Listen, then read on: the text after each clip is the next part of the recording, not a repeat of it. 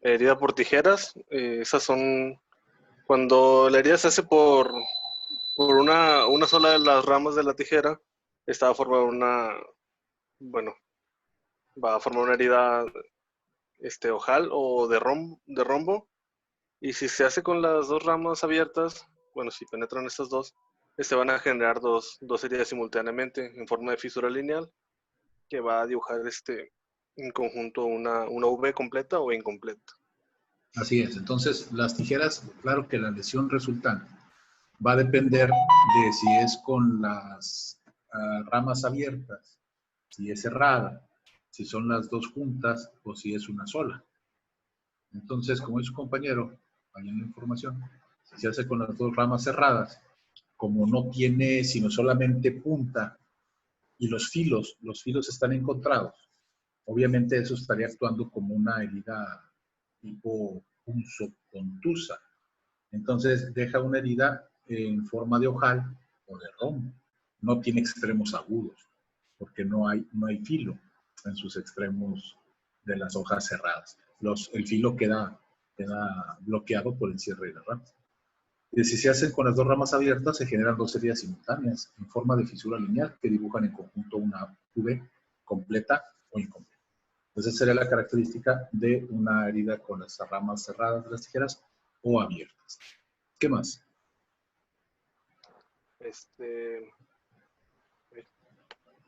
Permítame. Bueno, pasamos ahora a accidentes de tránsito, ¿no? De tránsito terrestre. Ok. Ok, bueno, aquí tenemos que el atropellamiento automovilístico es un tipo especial de violencia que se origina por el encuentro entre un automóvil y, bueno, más bien viceversa, un automóvil y un humano. El vehículo puede ser pues, un automóvil o un animal en movimiento. El atropellamiento automovilístico, ahí sería que puede ser, bueno, más bien es un tipo especial de violencia que se origina con el encuentro entre un cuerpo humano y un vehículo que depende si es de tracción motriz o de tracción animal. O puede ser de trayecto obligado o de trayecto no obligado. Puede ser de 4 llantas, puede ser de 2 llantas, puede ser de fuerza motriz o de impulsada por el mismo individuo, por ejemplo en las bicicletas. Entonces, la variabilidad del objeto el cual ocasiona el atropello sobre el cuerpo humano es variable. Pues por eso viene el esquema de los vehículos atropelladores. Lo que podríamos decir, pues, en todo caso, como forma general, es que es un tipo especial de violencia entre el encuentro de un cuerpo humano con un vehículo atropellador. Eso es lo que podríamos decir. Y entonces el vehículo atropellador son muchos, o son varios, ¿sí? O son diversos. Y ahí me los clasifica. ¿Cómo los clasifica? Bueno, van a ser con ruedas provistas de, bueno, con ruedas no provistas de neumáticos, o sea que no usan aire. Podrían ser los de trayecto obligado, que son tipo de tren, como por ejemplo los trenes, que usan ruedas metálicas y se deslizan sobre rieles. Estos van a desarrollar una gran velocidad y pueden, bueno, son de gran peso, porque son en su mayoría transportes de carga. Los de tracción animal, que esos van a poseer poca velocidad y se va reduciendo conforme el peso.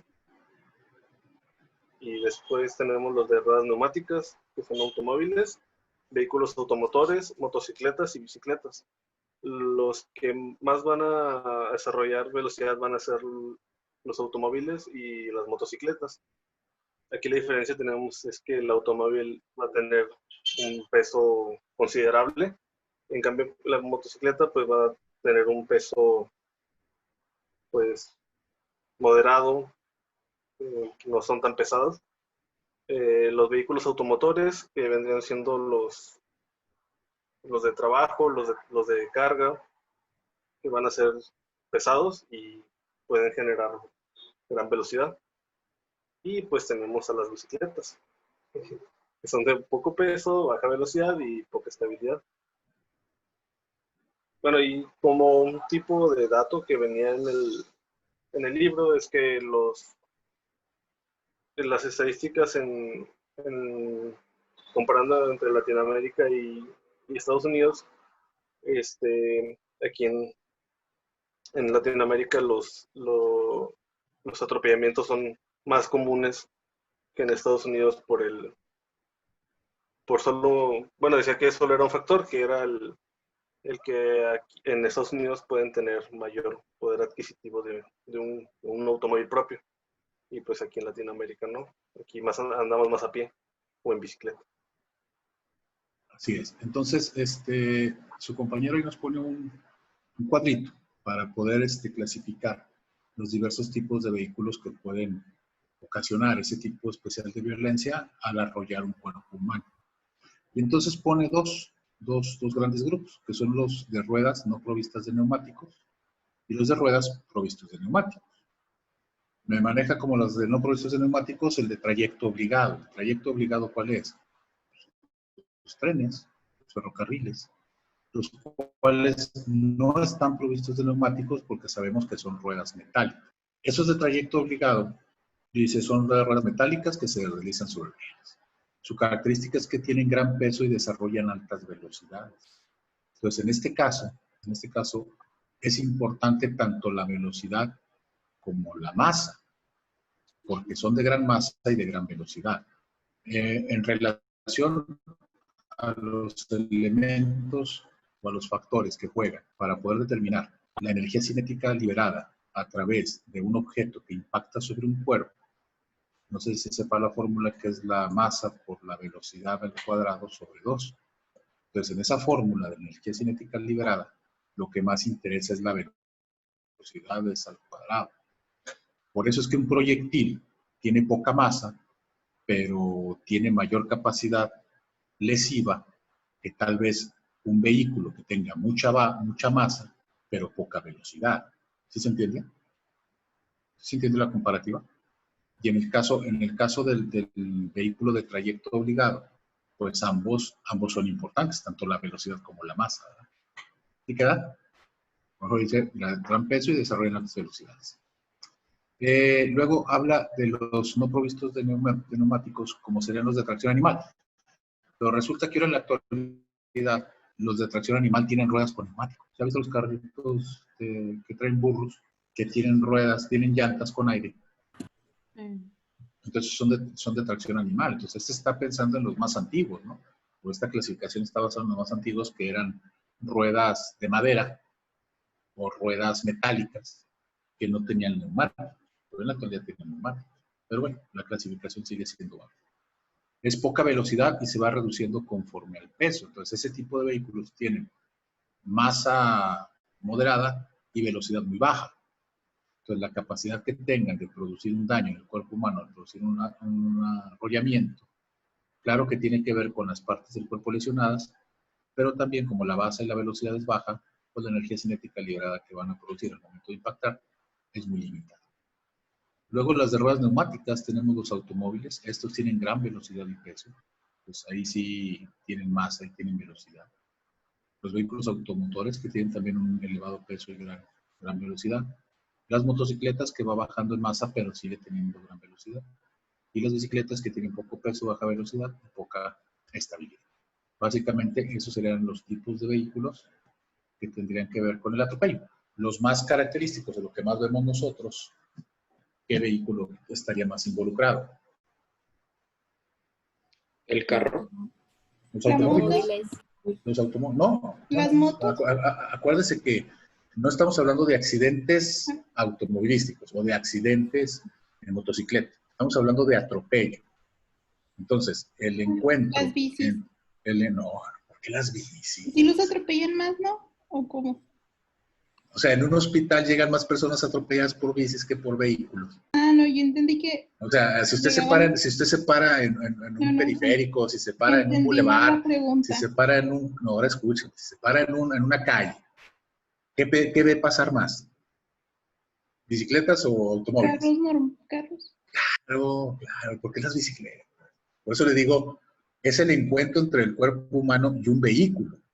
no el accidente de una persona trepada en un vehículo. Ese es un accidente diferente. Estamos hablando de una persona atropellada. Y las personas atropelladas, si bien es cierto que puede participar cualquiera de esos vehículos, ¿cuál es el que más participa? El automóvil. ¿Estamos de acuerdo? ¿Atropellan trenes? Sí, me ha tocado que atropellen trenes. Pero por cada 1000 atropellamientos por coche hay uno de tren, tal vez. Entonces es más frecuente. ¿Atropellan los de tracción animal? Sí, sí me ha tocado también ver lesionados que lo atropelló el señor que el carretonero. Pues también, pero es menos frecuente. ¿Sí se entiende? Estamos hablando de atropello, no de accidentes de personas subidas en, es decir, volcadura automovilística, atropello por caída en bicicleta. No, estamos hablando de una persona peatón desarrollada por un vehículo. ¿Sí? Que luego las características, perdón, las características de las lesiones, que lo van a ver más adelante, las características de las lesiones que sufre esa persona que sufrió un atropello son muy especiales, muy específicas.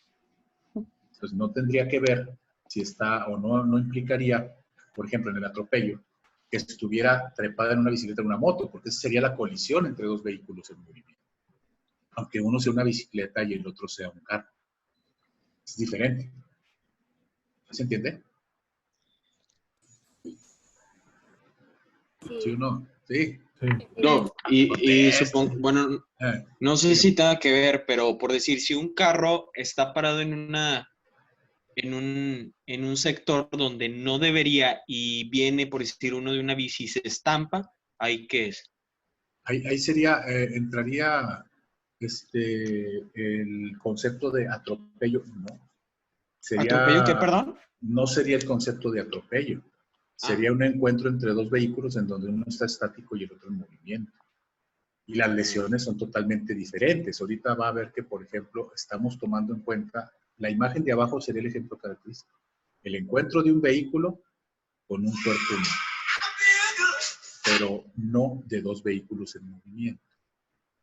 Porque entonces, ¿qué sería el encuentro de dos vehículos automotores? Un ¿Es un choque. atropello? Un choque. Es un choque. Es un accidente, sí. Un choque. No, los dos son accidentes. Ah. Pero uno es choque entre dos vehículos en movimiento, son automotores, y los otros sería igual entre un vehículo en movimiento automotor y un vehículo de tracción humana, con pedaleo, bicicleta. Sí, igual. O dos bicicletas. O una moto y una bicicleta. No es atropello. ¿Sí se entiende? Pido, gracias. Ok. Sí. ¿Qué más? Bueno, las fases de un atropellamiento va a ser la fase de choque o impacto. Esto va a ser primario y secundario. Fase de caída, fase de arrastre y fase de aplastamiento. Así es, fíjese cómo las fases son en cuanto a que el individuo se encuentra de pie sobre el asfalto, el pavimento, el piso, o lo que haya en el momento del impacto con un vehículo en movimiento. Las fases que se dan son 4. La primera tiene una subfase. Entonces tenemos la primera fase, ahorita lo explica su compañero, que es la fase de choque, que esa va a tener 2 momentos. Muévame la diapositiva. Se movió. 2 momentos, el impacto primario y el impacto secundario. Ahorita van a explicar qué es el primero y qué es el segundo. Se supone que todos leyeron, ¿eh? Luego después viene, y es en secuencia, ¿verdad? Ahora, ¿todas pueden estar presentes? No. También depende de la velocidad del vehículo.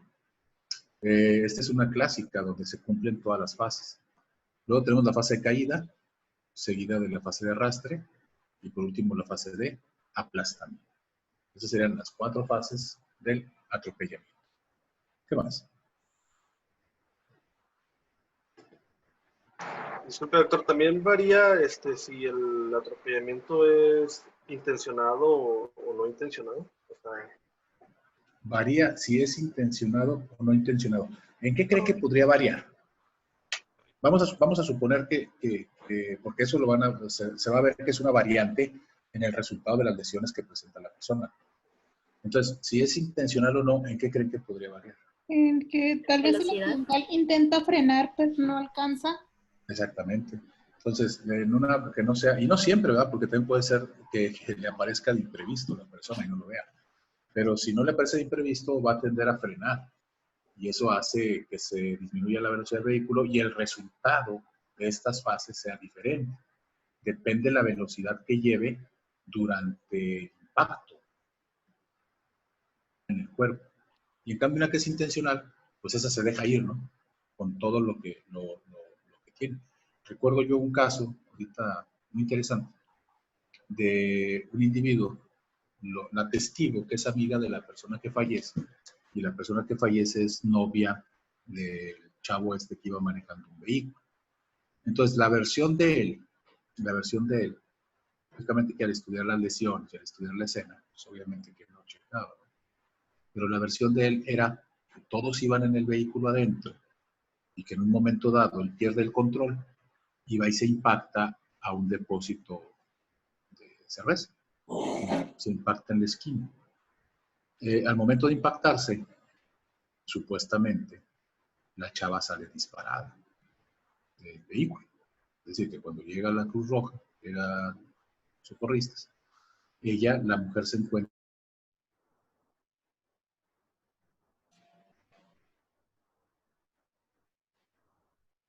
en un depósito de cerveza. Y él iba manejando. Entonces, bien sencillo, ¿verdad? Si él iba adentro, perdón, si ella iba adentro del vehículo, y como dice él, al momento de impactar, no trae cinturón, y se dispara hacia el exterior, ¿qué encontraría en el vehículo? ¿El cristal roto? Pues el cristal roto. Sin embargo, el cristal estaba roto, sí, pero estaba entero, estaba estrellado y hundido hacia la cabina. Es decir, la fuerza venía ¿de dónde? Fuera hacia adentro, y no de adentro hacia afuera. Aparte de que estaba completamente puesto, solamente estaba fracturado, estaba estrellado. Entonces, desde ahí no checa, ¿verdad? Desde ahí no checa la mecánica que él establece. Ese está bien sencillo. Pero posteriormente, la versión de la amiga dice que van caminando y en un ataque de celos, le echa el vehículo encima. Se suben a correr a un terreno y los va persiguiendo. Y la chava bueno, el objetivo del que va conduciendo es la novia, la amiga se separa y la impacta. Y hay un impacto primario y un impacto secundario. Y al impacto secundario la arrastra, entonces cuál es el impacto secundario, la arrastra, más bien la arrastra, se la lleva arriba del toldo hasta impactar en lo que sería el depósito de cerveza. Entonces ahí sí sale disparada. En el impacto secundario es cuando se rompe el cristal, porque el impacto primario es el encuentro entre el vehículo y la persona que está de pie por primera vez. Entonces, dependiendo de la velocidad, ¿qué va a pasar con el cuerpo? O hace un movimiento de rotación, que ese sería como el que vemos ahí en la imagen, es decir, el cuerpo rota hacia el vehículo, o lo traslada, hace un movimiento de traslación, es decir, lo empuja. Eso depende de la velocidad que lleve. Si es una velocidad baja, solamente lo empujará hacia adelante. Si es una velocidad alta, lo rota hacia el vehículo e impacta de manera secundaria. Por eso se llaman las fases de impacto primario y de impacto, su fase de impacto secundario. ¿Sí se entiende? Y entonces la chava presentaba lesiones características en pelvis, en costillas, en cráneo, por impacto sobre el cristal, sobre el toldo, o más bien sobre el cofre del vehículo. Y aparte del impacto en las extremidades inferiores. ¿Qué más? Ahora sí vamos a ver cada una de ellas. Bueno, las fases del choque, bueno, la principal fase de choque es el encuentro entre la víctima y el vehículo.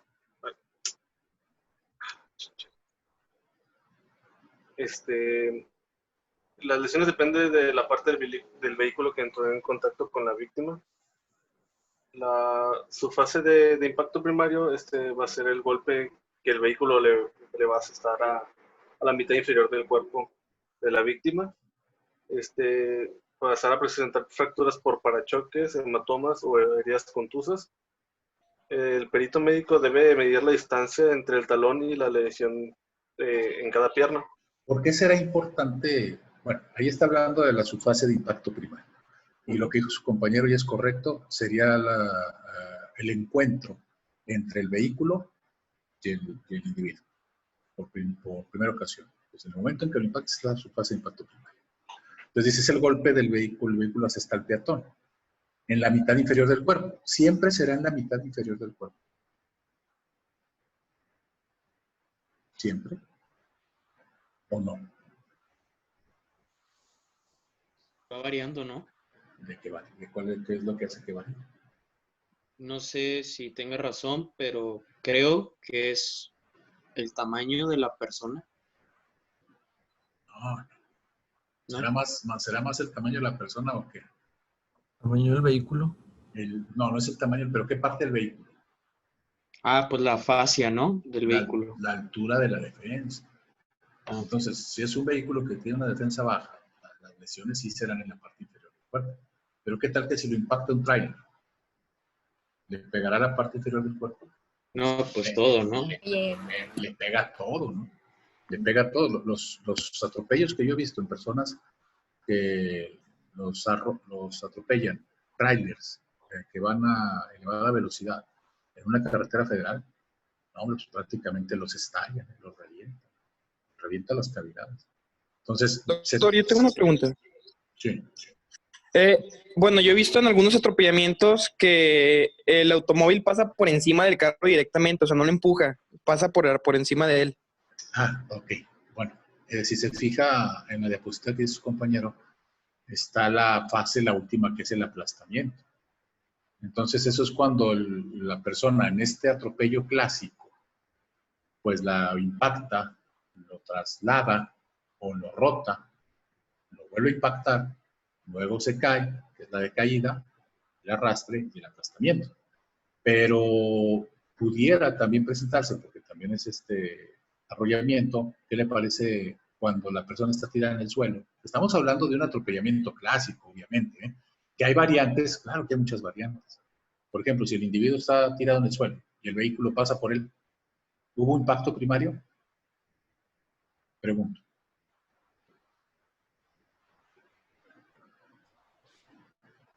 ¿Hubo impacto primario? ¿Cómo fue la pregunta, doctor? Es que no. No hay impacto primario porque él ya estaba en el suelo, ¿no? Pues claro que no hay impacto primario. ¿Hay impacto secundario? Tampoco, solamente se da el aplastamiento, ¿no? Solamente es el aplastamiento. ¿Hay caída? No. ¿Hay arrastre? No. Pues nomás es el aplastamiento. Pero esa es una variante. Estamos hablando de un atropello con una mecánica clásica. ¿Entendís? Vamos, no sería lo mismo tampoco si el individuo lo agarra sentado. Si está sentado en la calle y llega un vehículo por atrás, ¿habrán las mismas lesiones que su compañero nos va a describir? No. Estamos hablando de un encuentro clásico. Acuérdense que por ahí vamos a ver, eso se ve mucho cuando vemos heridas por arma de fuego, que tenemos las heridas típicas y las atípicas. Entonces, algo parecido. Estamos hablando en donde el individuo está de pie, el vehículo viene a una determinada velocidad y lo encuentra en el camino. Y estamos hablando, obviamente, de vehículos que tengan la defensa baja, para que el impacto sea por debajo de la mitad del cuerpo. Luego repetir, si estamos ante un tráiler, pues se le va a pegar en todo el cuerpo y las lesiones que encontremos van a ser muy diferentes. ¿Sí se entiende? Entonces, primero quedar en que lo que está escribiendo su compañero es un impacto clásico, un atropello clásico, un individuo de pie y un vehículo con una defensa baja a una determinada velocidad. La velocidad esa sí no tiene mucho que ver con el resultado, porque puede ser una traslación, como lo estaba diciendo ahorita, es decir, lo empuja hacia adelante o puede ser una rotación, es decir, lo hace volar hacia el propio vehículo, dando su fase de impacto secundario, que esa sería la secundaria. Entonces, dice ahí, hay fracturas por parachoques, o sea, la defensa, obviamente, al momento de impactar a los miembros inferiores, va a producir tanto heridas contusas como fracturas, que es una muy característica, que es la fractura transversa u oblicua de la tibia. Es un dato muy característico del impacto por un vehículo. Luego dice que el perito médico debe de medir la distancia entre el talón y la lesión en cada pierna. ¿Cómo para qué? ¿Para qué cree que habría que hacer eso? ¿Qué es la importancia? ¿Qué relevancia tiene? Para determinar la altura del vehículo. Ok, y luego, ¿para qué le sirve eso?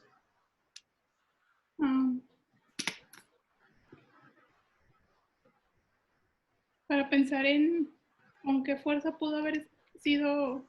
¿O la fuerza tiene que ver con la altura? No, pero casi siempre los carros chaparritos pues son menos veloces, ¿no? No tiene que ver con que si frena, doctor. Porque si frena Sí, bruscamente... esa sería una variante, pero mi pregunta es, eso sí lo íbamos a comentar en el momento en que frenara, porque cuando frena, ¿qué pasa con la defensa? Hacia abajo. Baja. Entonces al momento de frenar baja. Pero la importancia de medir es para hacer una correlación de tipo criminalístico.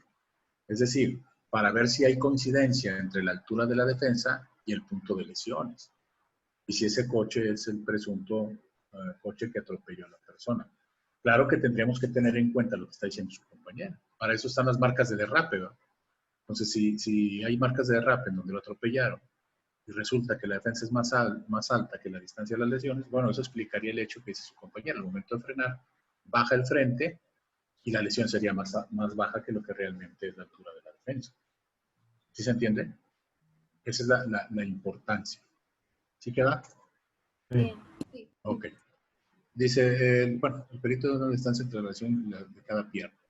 Altura promedio del parachoques en los automóviles aproximadamente en promedio son de 45. Ok, ¿qué más? La subfase de impacto secundario es el golpe que el peatón le da al vehículo. Tiene que ser mayor a 20 kilómetros por hora, la velocidad Así del es. vehículo. Cuando la velocidad del vehículo es de más de 20 kilómetros por hora, va a haber un movimiento de rotación. Es decir, el cuerpo es desplazado hacia el vehículo y se da el impacto secundario. Cuando es de menos de 20 kilómetros por hora, ¿qué hace? Lo empuja. Entonces, solamente se cae sobre el pavimento. No hay su fase de impacto secundario. Entonces, la fase de impacto secundario depende de la velocidad del vehículo. Si es de más de 20 kilómetros, habrá un movimiento de rotación, provocando lesiones, como dice ahí, daño en motor, marco del parabrisas, guardafancos, en el peatón que habría, lesiones en muslos, pelvis, espalda y cabeza, que son las áreas que van a tener contacto con el vehículo. Bueno, ahí como dato, las lesiones en la cabeza son de peor pronóstico porque son contra el marco del parabrisas y hay impacto sobre el radiador y fractura de pelvis. Por eso le decía que en la muchacha esta teníamos lesiones en cráneo, teníamos lesiones en tórax, a nivel de la espalda, teníamos lesiones en la pelvis, había fracturas pélvicas. Entonces, había lesiones en las extremidades inferiores. El vehículo, el daño estaba a nivel del cofre, en el marco del parabrisas y el propio parabrisas. Entonces, todo indicaba un encuentro entre el cuerpo y el propio vehículo. Y la versión estaba muy jalada de los pelos, ¿no? El hecho de que iba dentro del vehículo, pero al final de cuentas, pues es su versión. Y no nomás hay que decir que pues, no se ha salido, eso no va. No, hay que demostrar. Entonces, las lesiones no correspondían a la mecánica que le estaba haciendo. ¿Qué más?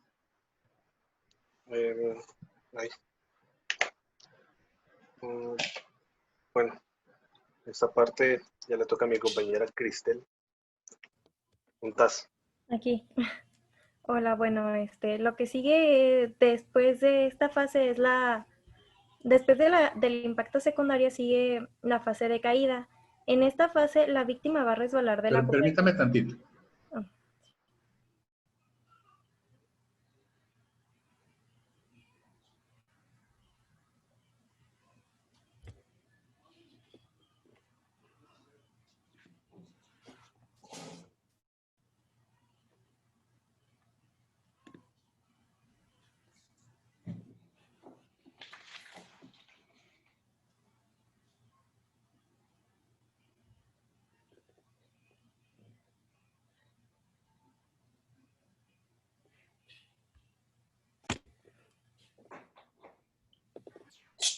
Ok, continuamos.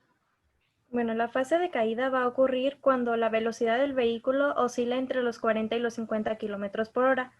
En esta, la víctima va a resbalar de la cubierta del motor y va a caer al suelo.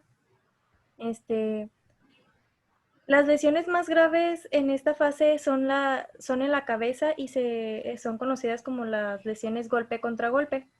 El golpe se localiza en el cuero cabelludo al nivel del impacto del suelo y esta puede consistir en un hematoma o en una herida. Mientras que la de contragolpe se encuentra dentro del cráneo. Ok, entonces, decía su compañero, cuando la velocidad del vehículo es por debajo de los 20 kilómetros por hora, hay un impacto que va a hacer un movimiento del cuerpo de traslación, es decir, se va a ir hacia adelante. Pero si es por arriba de 20, va a haber una subfase de impacto secundario, es decir, hay una traslación, hay una rotación, perdón, y se va hacia el vehículo. Por eso dice ahí de 40 a 50 kilómetros, se va sobre el vehículo, hay impacto secundario, y luego después resbala haciendo la fase de caída. Si lo complementamos, dice aquí su compañera que por arriba de 50, ¿qué va a pasar? Va a lanzar al peatón. Lo sigue haciendo un movimiento de rotación, pero es tan veloz el vehículo que lo que va a hacer es que el peatón no va a caer sobre el cofre. ¿Sobre dónde? Sobre el toldo, o en la parte posterior, es decir, en la cajuela, o incluso puede llegar a pasar y no caer la persona sobre el vehículo, sino caer directamente sobre el suelo. Eso es por arriba de 50 kilómetros por hora. Pues prácticamente a los 50 kilómetros por hora anda cayendo en lo que sería el toldo. Si es un poquito más veloz, cae en la cajuela. Y si ya hablamos de 120 velocidades muy importantes, estaría cayendo prácticamente en el suelo. Pero cuando es entre los 20 y los 40, perdón, los 50 kilómetros, lo que va a suceder es que va a caer. Cofre. ¿Se queda? ¿Sí se entiende eso? Luego habla de que las características, las lesiones, habla de unas lesiones características. Y habla de la lesión golpe contra golpe.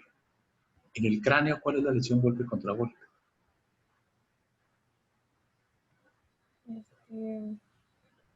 ¿También puede ser un hematoma? No. En el cráneo, ¿cuál es la lesión golpe contra golpe? Esa es mi pregunta.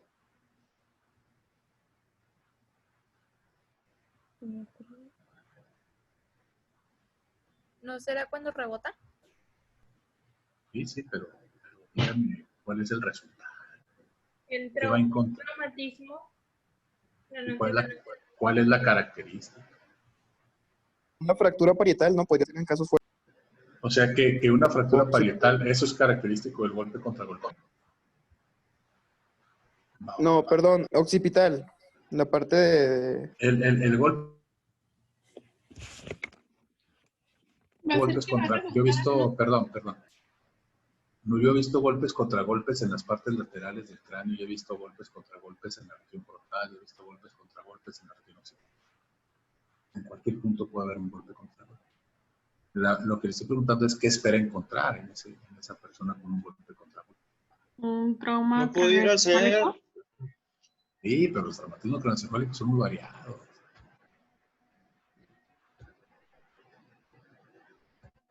Si yo pongo aquí un cráneo, más o menos, ¿verdad? Bueno, mi dibujo no está tan mal como su respuesta. Entonces, y ese individuo sufre una caída hacia el suelo y se impacta, va a sufrir un traumatismo directo en la región occipital. Al momento de que el cráneo recibe el golpe y la energía se transmite al mismo, solamente afecta el punto del impacto en una cinemática traumática como la que le estoy diciendo, porque luego es diferente cuando el impacto es de un objeto móvil, por ejemplo un martillazo en la región occipital. El resultado es diferente a que el objeto móvil sea la cabeza y fijo sea el objeto. Si se fijan en este ejemplo, quien se está moviendo es la cabeza contra el objeto y no el objeto contra la cabeza.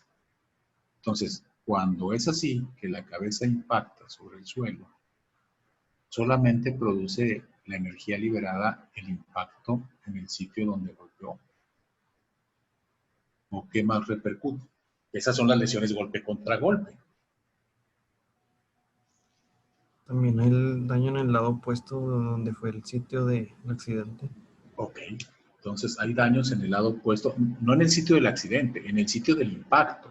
Sí. Entonces, si se impacta en la región occipital, eso quiere decir que usted esperaría encontrar lesiones en la región frontal.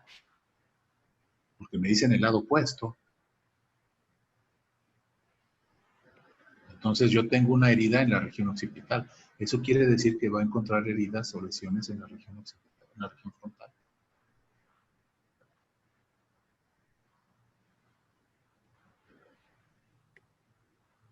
Es para todos, ¿eh?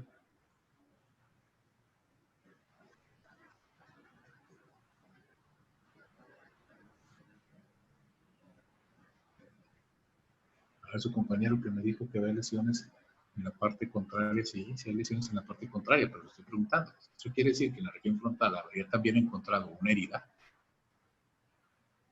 ¿O a qué se refiere con que hay heridas en la parte contralateral? Sí. Entonces también encontraría una herida en la región frontal. ¿Y cómo jodido se produjo? ¿No sería un segundo golpe debido al rebote? ¿Al rebote cómo? Sí, a que pues ¿Cómo? cae O sea, en la cosa esa de delante del carro y por la misma fuerza hay un... Pues sí, ¿Y luego cómo se impacta la región frontal? ¿Cómo que? ¿Cómo se impacta la región frontal? En cuanto al cráneo, pues porque el cerebro va a rebotar así como se va a golpear en todas las áreas. A ver, más o menos, pero no tiene la idea, pero no la sabe explicar. Así como los del fútbol americano. No, pues ni lo veo el fútbol americano, no sé a qué se refiere. Salió una película de ese tipo de traumatismo. Está muy sencillo. Ahorita que dice su compañero, ¿cómo nadie puede pensar? Pues, ¿de dónde fregado se pega en la región frontal? No estamos hablando de la región frontal. Estamos hablando de la región frontal, pero de lóbulos cerebrales. O sea, la cabeza con el cerebro viaja a la misma velocidad. Y en el momento en que impacta en la región frontal, se detiene abruptamente la cabeza. Y el cerebro no seguirá moviéndose, o se detiene al mismo tiempo que el cráneo. No, se sigue moviendo. También se mueve, exactamente. Y entonces, ¿contra qué impacta? Contra la región frontal. Pero el cerebro, los lóbulos cerebrales. Entonces voy a tener unas hemorragias a nivel de los lóbulos cerebrales. Esa es la lesión de golpe contra golpe. Entonces el golpe está acá y el contragolpe, ¿dónde se dio? En la parte anterior. Solo donde haber visto. Entonces, me ha tocado verlos en las partes laterales. Tiene en el músculo temporal todo infiltrado. Tiene incluso hasta un hematoma. Y cuando abrimos cráneo, en una necropsia, de ese lado no hay lesiones en el cerebro. ¿Dónde las tiene? En el lóbulo temporal contralateral. Y entonces tiene hemorragias, tanto parenquimatosas como acumulación de un hematoma, por ejemplo, sutural. Podría darse por movimiento de las venas. Entonces, esa es la clásica lesión, o a lo que se refiere con las lesiones de golpe contra golpe. No rebota, pues, si no es balón. ¿Cómo va a rebotar? ¿Se entendió lo de las velocidades y el resultado derivado de la velocidad a la que va el vehículo? Sí. ¿Sí? ¿Cómo entonces, pues, hasta 20 kilómetros por hora el cuerpo es trasladado hacia adelante? Hay una traslación. Mientras que cuando es por arriba de 20 hay una rotación, es decir, se gira hacia el vehículo. Si es de más de 50 kilómetros, no va a caer en el cofre, va a caer en el toldo o va a caer en la cajuela. O incluso, si es mayor la velocidad, puede ser que caiga directamente sobre él. Esa sería la fase de caída. O sea, cuando la fase de impacto primario es cuando el primer encuentro. La fase de impacto secundario es cuando golpea contra el carro. Y la fase de caída es cuando cae al suelo. Puede ser por deslizamiento o puede ser porque cae directamente dependiendo de la velocidad que tenga. ¿Se entiende? ¿Sí queda? Sí. Ok, ¿qué más? Bueno, y en ocasiones pueden... Pasamos a la fase de arrastre. De arrastre. Bueno, esta está relacionada con el impulso que el vehículo transmite a la víctima durante la fase de choque. Las lesiones en esta parte van a ser expuestas y pueden ser escoriaciones lineales por fricción de la piel con el suelo y se le conoce también como escoriaciones en saltos. Así es. ¿A qué se refiere con escoriaciones en saltos? ¿Qué cree que pase? Dice su compañera que la fase de arrastre es derivada de la fuerza que transmitió el vehículo al impactar el cuerpo. Al momento de impactarlo, le proporciona cierta fuerza. Y si lo avienta hacia adelante, pues va a llevar la misma fuerza que lo impulsó sobre el suelo y se desplaza sobre este, provocándole lógicamente la fricción de la piel sobre el pavimento y resultando en escoriaciones. ¿A qué se refiere con escoriaciones en saltos? Eso es característico de que el cuerpo se desplazó. Que se van alternando, no van como seguidas. No van como seguidas, es decir, que tienen espacios interrumpidos, ¿verdad? Y entonces, siendo un poquito exagerado el mecanismo que sucede ahí de las escoriaciones en saltos, es como si fueran los patitos cuando le hacen el agua, cuando avienta una piedra. Entonces, avienta una piedra sobre el agua, pega, salta, pega, salta.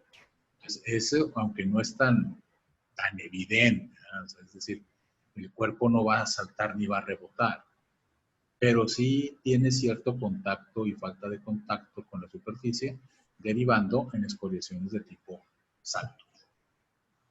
¿Qué más? Y bueno, una forma de aclarar si los traumatismos se deben al arrastre en la vía pública o al paso del vehículo sobre el cadáver es examinar la ropa y ver si el polvo es homogéneo. Si es homogéneo, quiere decir que el vehículo pasó por encima, y si el polvo es desigual, el arrastre fue sobre la vía. Así es. Bueno, entonces aquí le dejamos y acuérdese que el examen es el lunes. El lunes es a la hora clase. El examen son 10 o 20 preguntas, no recuerdo obviamente de qué serán. Documentos médico-legales. Documentos médico-legales abarca clasificación, abarca marco jurídico. O sea, le voy a preguntar sobre artículos, claro que le voy a preguntar sobre artículos.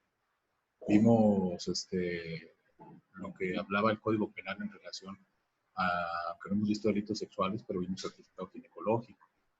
Vimos lesiones de silla, lo vimos, clasificación de lesiones, pero estamos viendo traumatología forense. Entonces, todo eso se lo voy a preguntar, aparte de arma blanca y lo que sería atropello. Esto va a abarcar el examen. ¿Sale? Sí, doctor. Gracias, Bueno, pues, doctor. nos vemos. Hasta luego. Hasta luego. Hasta luego.